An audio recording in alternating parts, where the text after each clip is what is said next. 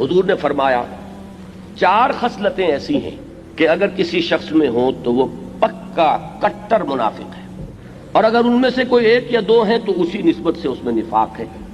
1 ہے تو 25%، 2 ہیں تو 50%، 3 ہے تو 75%، اور 4 ہیں تو 100%۔ اور اس میں الفاظ یہ استعمال کیے حضور نے وَإِن صَامَ وَصَلَّى وَزَعَمَ أَنَّهُ مُسْلِمٌ، چاہے وہ شخص نماز پڑھتا ہو، روزہ رکھتا ہو اور وہ یہ سمجھتا ہو کہ میں مسلمان ہوں، لیکن وہ 100% کٹر منافق ہے۔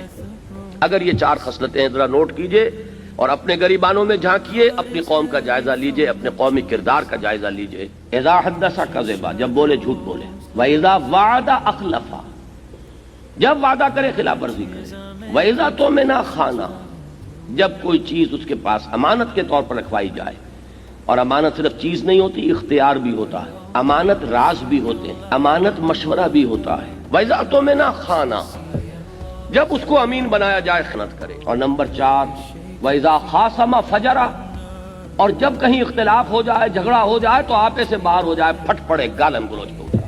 یہ 4 خصلتیں نوٹ کر لیجئے، اپنے معاشرے کا جائزہ لے لیجئے، برا نہ مانیے۔ واقعہ یہ ہے کہ ملت اسلامیہ پاکستان قومی سطح پر بحیثیت مجموعی اس نفاق کے مرض میں مبتلا ہے۔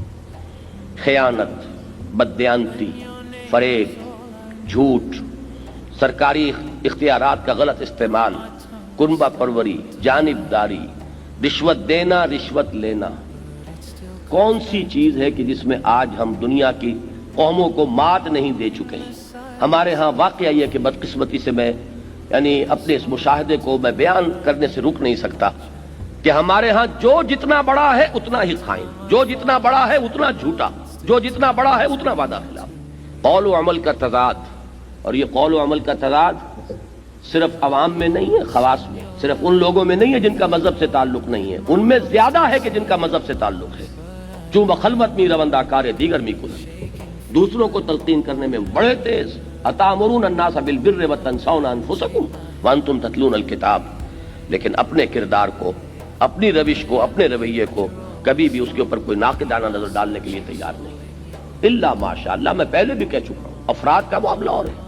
معلوم ہوتا ہے کہ یہ ہے اصل میں وہ ڈیوائن لا، یہ وہ ڈیوائن پنشمنٹ ہے اللہ کی نفاق کی، کہ جس کی گرفت میں ہم بحیثیت قوم آ چکے ہیں۔ میں کسی ایک فرد کو، کسی ایک گروہ کو، کسی ایک پارٹی کو، کسی ایک شخصیت کو میں یہاں پر اپنی اس پوری گفتگو کے اندر ہدف نہیں بنا رہا ہوں، یہ ہمارا مجموعی کردار بن چکا ہے۔